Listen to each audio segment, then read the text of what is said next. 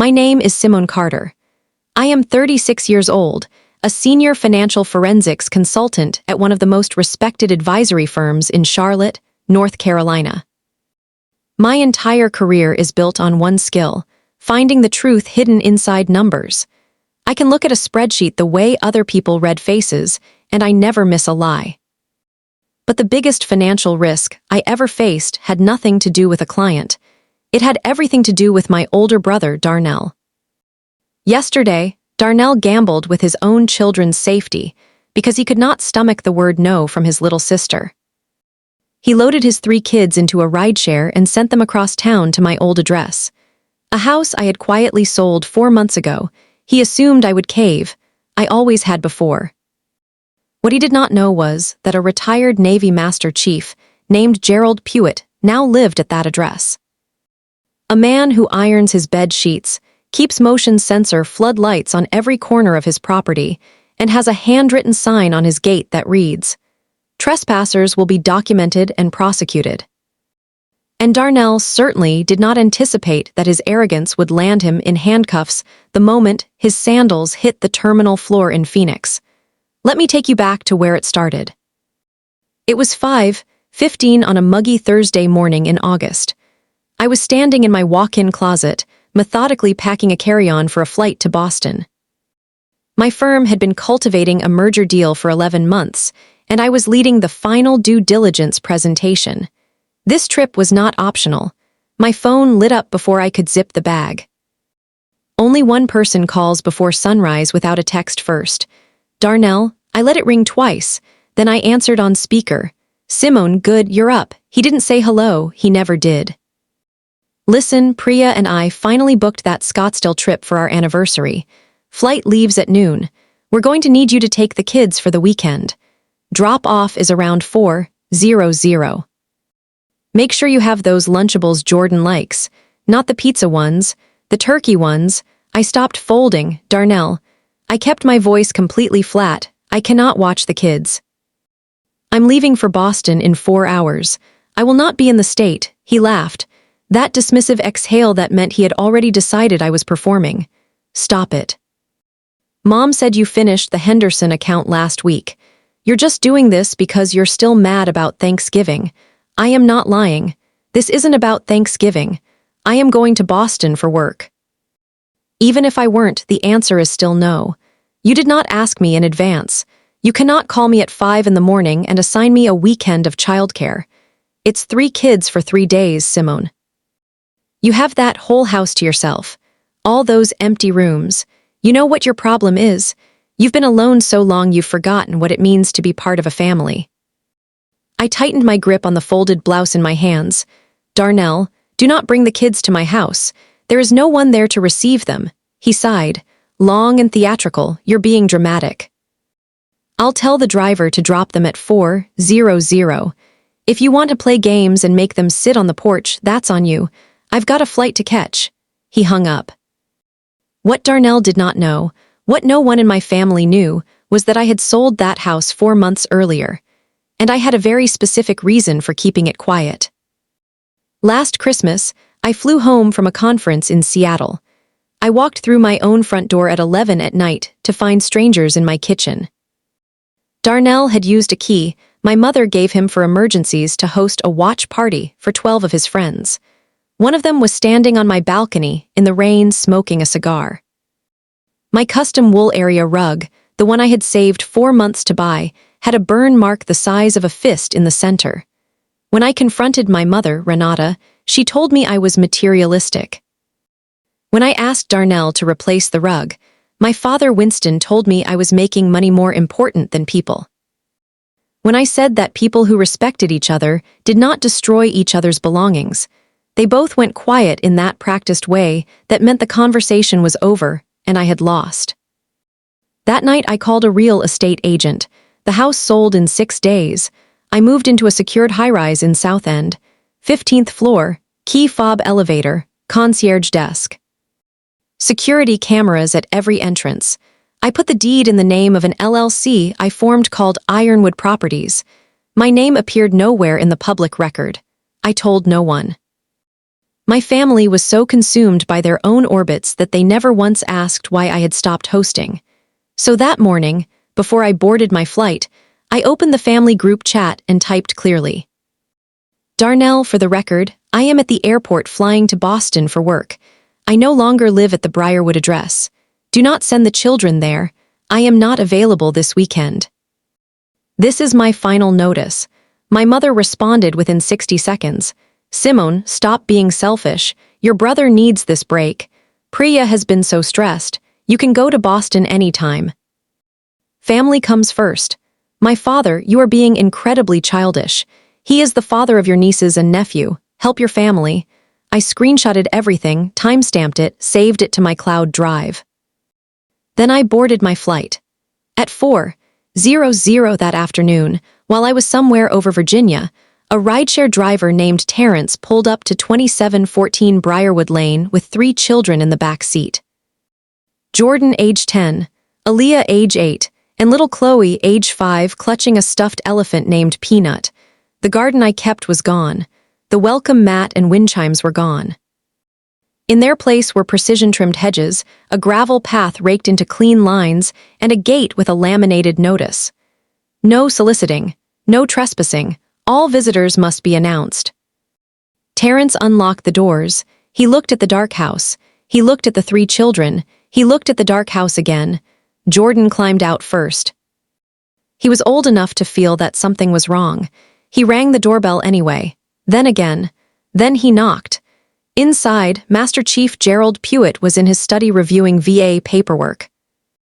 A man who had spent 28 years in the United States Navy, 3 deployments.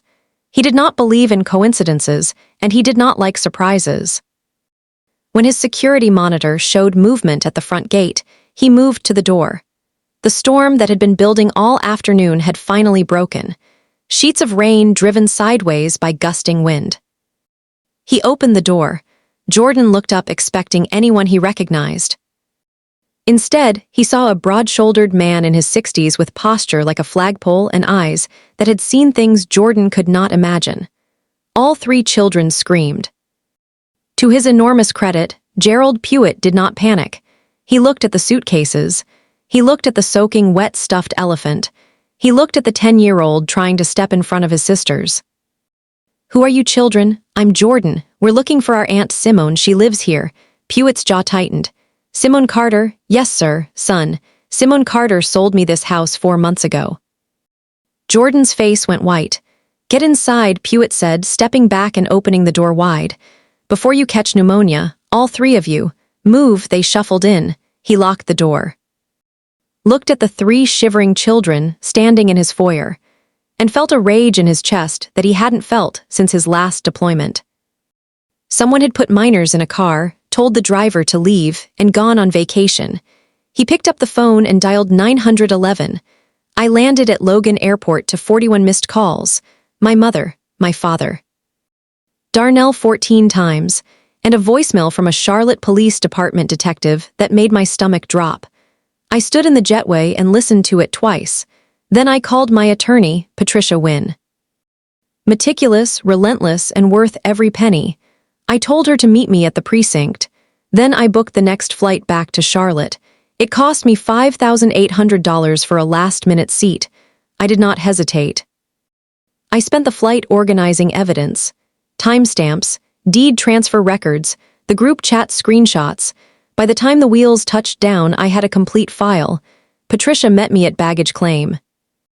Darnell and Priya were arrested at Phoenix Sky Harbor the moment they landed. 2 counts each of child abandonment, second-degree reckless endangerment. They're being flown back in custody. Your parents are at the precinct. CPS is blocking them pending investigation. The precinct smelled like stale coffee and fluorescent light. In the lobby, my parents stood like offended ambassadors. My mother in her best church coat, my father pointing at the desk sergeant like he owned the building. When I walked in, the noise stopped. There she is, my father said, his voice shaking. There is the reason all of this happened. I told him not to send them. I said, I have the message. You lied. My mother stepped toward me. You hid that you sold the house. You set him up. You wanted him to fail. My father raised his hand. Patricia stepped between us before he made contact. She didn't raise her voice. She simply said, "Mr. Carter, you are in a police station. If you touch my client, I will have you in handcuffs before that hand comes down.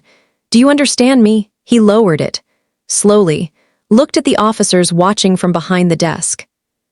Straightened his collar. "You ruined his life. He abandoned his children in a storm. That is not my doing. That night my parents came to my hotel room. I let them in because I needed to know exactly how far they would go. Before I opened the door, I started the voice memo app on my phone and slid it into my robe pocket. They asked me to change my statement, to tell the prosecutor it was a miscommunication, that I had agreed to take the kids and simply forgotten, that the felony charge would disappear, that Darnell would pay a fine and come home.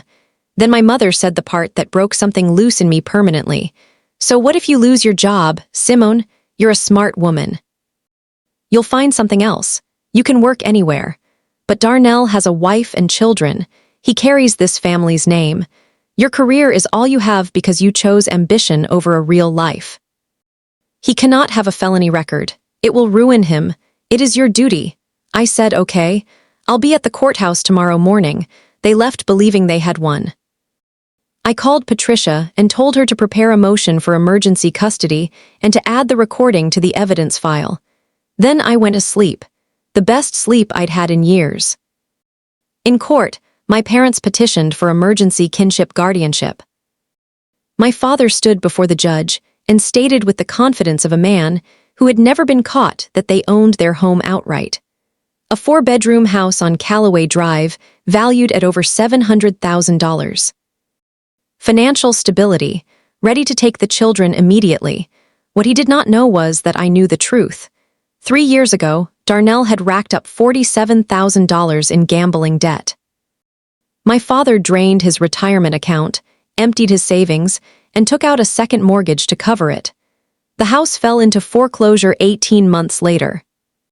2 weeks before the sheriff was scheduled to arrive with a lockout notice, I intervened anonymously through a holding company I had quietly formed called Cedarwood Trust LLC.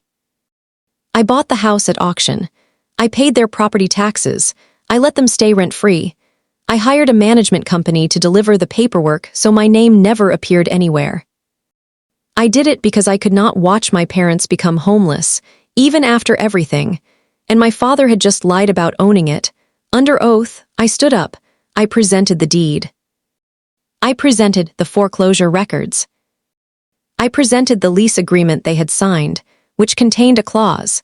Any harassment, coercion, or illegal conduct directed at the landlord constituted immediate grounds for termination. Then I played the recording. "So what if you lose your job, Simone? It is just a job. Darnell has a legacy. It is your duty." The courtroom went silent in a way that felt geological. Like the earth had shifted beneath everyone in it. "Effective immediately," I said. "I am terminating their tenancy. I am serving notice of eviction. As of today, they have no legal right to reside at that property. They have no assets. They have no stable home, and therefore they cannot take custody of these children." My father lunged forward. He had to be restrained by the bailiff and was removed from the courtroom screaming. The petition was denied. Darnell received 14 months in the county correctional facility. 3 years of probation, a felony record, 500 hours of community service. Priya served 6 months of house arrest and filed for divorce the morning of sentencing, sliding the papers across the defense table without looking at him. The children went to live with a woman named Constance, a distant cousin on my mother's side who had been quietly marginalized by the family for years because she had the habit of saying true things out loud. She was a middle school art teacher in Raleigh with a small yard, a gentle dog, and an overflow of patience. Through Patricia's office, I established an anonymous trust, the Clearwater Education Fund. Full tuition, monthly household stipend for Constance, medical and dental coverage, a college fund for each child, vesting at 25. My name appears nowhere in the paperwork. Constance knows there is a benefactor. She doesn't know it's me. She sends thank you letters to the trust's P.O. box. Sometimes there are drawings from Chloe, wobbly elephants. I keep every one. Gerald Pewitt and I have dinner every few weeks now. He is 70 years old. He lost a daughter to addiction a decade ago and carries that grief the way veterans carry old injuries. Quietly, but always present. He told me once that helping protect those children that night was the first time in years he had felt useful again. He is the most honorable man I have ever known. He doesn't ask me for anything except honest conversation and the occasional glass of decent red wine. 3 months after the trial, sitting on my balcony watching the Charlotte skyline turn amber at dusk, I got a message from Darnell's prison account. "Simone, please answer. I'm scared. It's bad in here. Mom said you have money. Just put something on my commissary. We're family. Remember when we used to catch fireflies in the backyard? You owe me at least that." I read it once. I felt nothing. Not anger. Not guilt. Not the old familiar ache of wanting him to love me correctly. I felt the way you feel when you find an old receipt for something you returned years ago. Just a record of a transaction that was over. I set the phone down face down on the table. Gerald looked at me. "You okay?" "I'm more than okay," I said. I picked up my wine. Below us, the city glittered and hummed. Millions of lives intersecting, unaware, full of noise and momentum. Somewhere out there, Chloe was probably drawing elephants. Jordan was probably finally sleeping without a knot in his stomach. Aaliyah was probably learning something beautiful, and I was up here, free. The most important thing I learned through all of this is that love is not the same as obligation. For 36 years, I confused the two. I gave and gave because I believed that generosity would eventually be returned as respect. It wasn't. It never would have been. You cannot negotiate your worth with people who have already decided your value. At some point, you stop explaining yourself. You stop waiting for the acknowledgement that was never coming. And you build your life on ground that is actually yours. Blood is a fact of biology. Family is a choice you make every single day. And the family I have chosen, Gerald, Patricia, Constance, 3 kids who draw elephants, is worth every door I had to close to find it.